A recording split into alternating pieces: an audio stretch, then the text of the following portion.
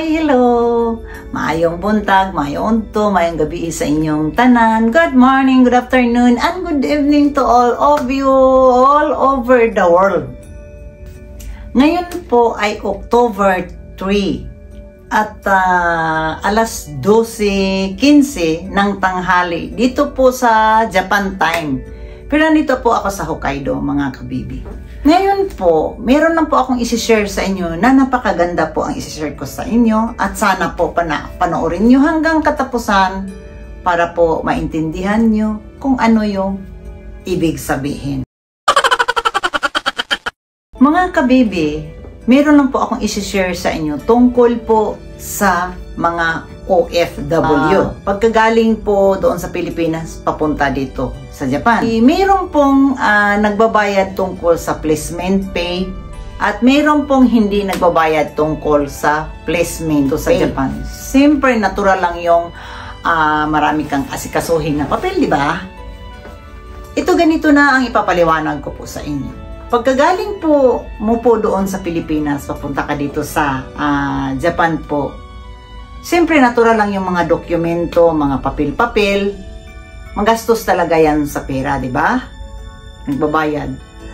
Pero, sasabihin ko sa inyo ng totoo na tungkol po sa placement pay mula Pilipinas hanggang dito po sa Japan, placement pay at saka yung aeroplano, ticket sa aeroplano po ay wala pong bayad.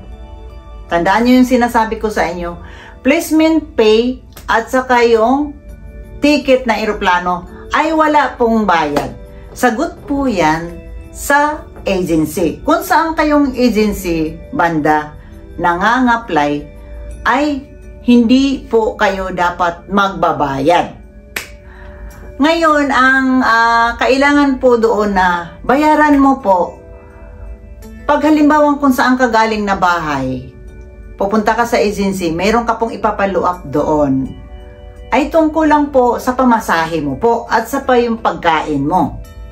Tandaan niyo yung sinasabi ko, tungkol po sa placement pay, sa mga dokumento, arrange pay, wala po yung bayad. Nakuha nyo? Mga kabibi, dito po sa harap-harapan ng kamera, bakit ko po ito pinapalabas sa social media? Dahil po ay nalaman ko po dito sa Japan side. Dito po sa amin sa Japan, yung gobyerno dito sa Japan, nagpapadala ng pera dyan sa Pilipinas para ipamimigay sa agency. Yung pera, budget po yun para po sa mga nangangaply dyan galing ng Pilipinas. Tungkol po sa mga dokumento, tungkol po sa papel-papel, kung ano yung mga kailangan na doon sa agency, tungkol po sa ticket, kailangan po yung pera. Kaya yung dito galing po sa Japan, pinapadalan po ng pera dyan ang gobyerno ng Pilipinas kasi kailangan po yun gagamitin dyan sa mga OFW. Alam ko po mga kabibi, sa bagay, ako kasi, mahilig po ako magtatanong-tanong sa parting side ng Japan side. At mahilig po ako manood ng mga news. May pinapadalang pera dyan sa Pilipinas para po sa mga OFW. Tandaan nyo yung sinabi ko kanina, na hindi po nyo kailangan na magbabayad kayo ng placement pay. Kasi malaki po ang budget na binibigay dyan sa Japan, dyan sa Pilipinas, para po sa mga OFW. Tapos ito na. Alam mo mga kabibi, nagtaka po ako na yung mga nagdatingan dito na, matagal ko na po narinig yun. Yung mga nagdatingan na mga OFW dito, naaawa po ako sa kanila. Dahil sinasabi po nila sa akin, nagbabayad daw sila ng 90,000, 80,000. Yung iba naman, narinig ko rin 20,000, may maliit. Yung iba naman 50,000. Yung iba naman 100,000. Binabayad nila doon sa placement pay daw. Kasi kailangan daw yun magbabayad doon dahil talagang required daw sa agency. Yung iba namang OFW dito, nandito sa lugar ko po, na nakatira sila, Dito lang po sa likod ko na mayroong farm dito. Ay, ang kati-kati ng anong ilong ko. Dito lang po sa likod ko, mayroon pong marami pong OFW dito ni mga Pilipina, mga Pilipino. Nakakausap ko po sila. Talagang siyempre Tagalog. Naintindihan mo yung salita ng Tagalog, di ba? Hindi mo naman siyempre maiwasan na mag-uusap-usap talaga. Kasi kakapwa mo, Pilipina, di ba mga kabibi? Tinatanong ko po yung iba dito, ang sabi po sa akin, wala daw bayad, free daw, pati ticket, aeroplano ng ticket, wala daw bayad. Natural, walang bayad ang placement pay. Wala talagang bayad. Sinabi sa akin na walang bayad. Yung iba naman walang bayad, yung iba naman meron. Alam mo kung bakit? Isa-isa, iaano ko po sa inyo. Ipaliwanag ko sa inyo. Kung bakit nagiging, anong tawag dito, yung nagbabayad yung iba dyan ng placement pay. Alam mo kung bakit? Kailangan bago kayo mag-apply sa agency, tatanong-tanong muna kayo bago kayo mag-apply. Dahil 100% na wala pong gasto sa placement pay. Hindi kayo dapat kailangan na magbayad ng placement pay. At nagtatanong-tanong po ako. Depende rin daw, ang sabi dito sa akin sa Japan side, depende rin daw dyan sa agency dyan sa Pilipinas, yung taong nakakausap mo dyan sa loob, kung binubulsa ang pera, nangangailangan siya ng pera ng private niya, talagang nanghihingi daw yan ng placement pay, tapos binubulsa. Hindi po yun nagbabayad yung tao doon, hindi yun, ginagamit lang po ang agency. Nagbabayad yung taong placement pay doon, binubulsa niya, private niya yun, kinatanggap niya yung pera. Tapos, kasi ang alam ko po yan dyan mga kabibi, wala pong bayad. Wala pong bayad.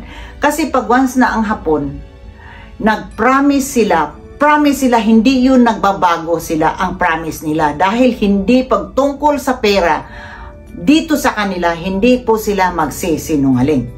Pag promise is promise. Hindi nagbabago yung utak nila, ngayong araw na to iba ang sinasabi, bukas iba ang sinasabi. Hindi po ganon ang ugali ng Hapon. Hindi sila ganon. Nagtaka po ako dito sa iba. Naaawa po ako sa iba dito dahil sinasabi po sa akin na, ate, ang laki ng utang ko pa doon, hindi pa natapos-tapos bayaran. 120,000, 90,000, 80,000, 70,000. Meron namang iba 20,000. Nakita mo 80,000 tapos mayroong iba 20,000. Ibig sabihin doon dito binubulsa. Kasi yung agency naman talaga, hindi mo naman kailangan na magbayad ka ng placement pay. Totoo talaga yung sinasabi ko. Kaya ako, nagtatanong-tanong po ako dito sa side, lalo na dito sa farm, dito sa tinatrabahoan po dito sa sa mga OFW. Siyempre Hapon, kinakausap ko po yung Hapon. Alam mo ang sabi po ng may-ari doon sa farm, dito sa may-ari dito sa farm, lahat dito sa Hokkaido napakarami po ditong mga OFW. Hindi lang po isa dito na isang lugar dito na merong OFW. Lahat po dito sa Hokkaido merong mga Pilipino, merong mga Bangladesh, merong Chinese, meron pong Koreana, meron po Myanmar, marami dito po. Sinasabi po nila sa akin, yung mga parang may katungkulan dito sa may-ari ng farm sa sa Uma, ay wala talaga silang gasto ni 5 sentimos. Pero yung mga OFW, hindi po sila nagkukwento doon sa may-ari ng farm na nagbabayad sila doon sa side ng Pilipinas. Nakuha nyo? Kaya ito, nagulat na lang ako nung matagal ko nang narinig yan, may nagbabayad din daw na 20,000, meron din daw nagbabayad na 20,000, meron din daw 50,000, meron din nagbabayad ng 100,000, napakalaki. Meron naman ilan dito na mga ibang Pilipina na hindi nagbabayad. Siyempre, natural naman talaga yan. Wala naman talagang bayad doon. Wala ka pong isipin na magbabayad ka ng placement fee. Tandaan nyo yan mga kabibi. Kung in case lang na hinihingian kayo ng placement pay, wag na kayong umalis. Totoo yan. Tapos isumbong nyo yan doon sa DFA, sa part ng Pilipinas doon, tumawag kayo doon kasi ang DFA po ang nakakaalam doon. Meron po silang alam, meron silang connection dito sa Japan side. Kasi yung DFA naman kasi yun naman ang talaga ang kinakausap doon sa Japan side eh. Doon naman talaga, ang alam ko doon yan babagsak yata ang pera eh. Yung budget na binibigay dyan sa Pilipinas, doon yan babagsak sa DFA. Hindi ko po alam, basta hindi ko alam dyan sa Pilipinas. Kung hinihingian po kayo ng placement pay, wag na kayong umalis. Ang mainaano ko sa inyo, dahil hindi ganun kadali na mangutang kayo, tapos pagdating dito nyo sa Pilipinas, hindi nyo nagustuhan ang trabaho dahil napakahigpit, tapos bigla kayong paalis-alis, o umalis kayo, mag-resign kayo, tapos yung utang mo doon sa Pilipinas na 60,000, biruin mo 70,000, napakalaki na po yan. Dahil sa sobrang hirap ngayon sa Pilipinas. Kaya pag hinihingian kayo ng placement pay, actual, halimbawa, inano na kayo, paalis ka na next month, kailangan magbayad ka ng placement pay kasi kompleto na yung papel. Huwag niyong sanayin ang ugali ng mga Pilipino na magbigay kayo ng pera na hindi po totoo yung binabayad niyo sa placement pay. Ay, nabubulsa nila yun. Tumawag kayo sa DFA before kayo magbayad ng placement pay. Tumawag kayo doon kung saan kayo doon ng matawagan nyo doon sa banda. Sa DFA kayo tumawag, sa Manila mismo. Tumawag kayo, isumbong yung sasabihin nyo yung agency doon na pinapabayad po ako ng ganong halaga na placement pay. Pero ang alam ko po, wala po daw bayad. Ang kailangan po dyan mga kabibi, pamasahe mo lang doon sa, nagpapaluap ka sa mga papel doon sa agency mo at saka mga pagkain mo. Talagang kailangan yon. Pero pag tungkol po sa placement pay, wala pong bayad yan. Tandaan nyo yung sinabi. Nakuha ba nyo? Oo, kasi natutuwa po ako dito sa mga OFW dito sa mga kakapwa natin dahil minsan nagsusumbong sila, nahirapan sila magbayad dahil pag once na biruin mo mga 2 buwan, 3 buwan na hindi sila makapagbayad, nanganganak daw, ang laki daw ng tubo. Tapos yung iba naman dito, ako wala naman akong problema, walang bayad Tapos sabi ko naman, sinagot ko, natural lang talagang walang bayad.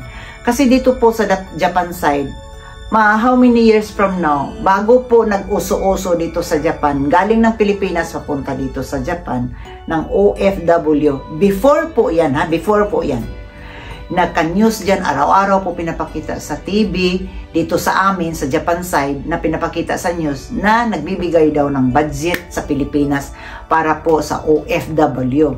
Tapos ang mga OFW, hindi na po kailangan na magbayad sa agency. Siguro mga kabibi, yung in-applyan mo ng agency diyan kung saan ka nang-apply, mga dipolog, mga sindangan, kasi mayroon na daw mga agency ngayon kung saan-saan, sa Cagayan or sa Cebu.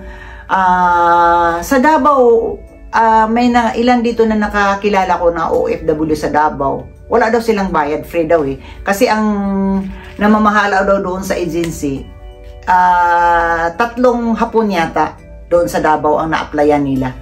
O wala, hindi daw sila nagbayad ng placement pay. Ngayon, ang isasabihin ko sa inyo, pag once na hinihingian kayo ng pera pangbayad sa placement pay, tumawag kayo sa huwag kayong magbigay, huwag kayong magbayad kahit hindi na kayo makaalis. Tandaan nyo yan, maghanap kayo ng ibang agency.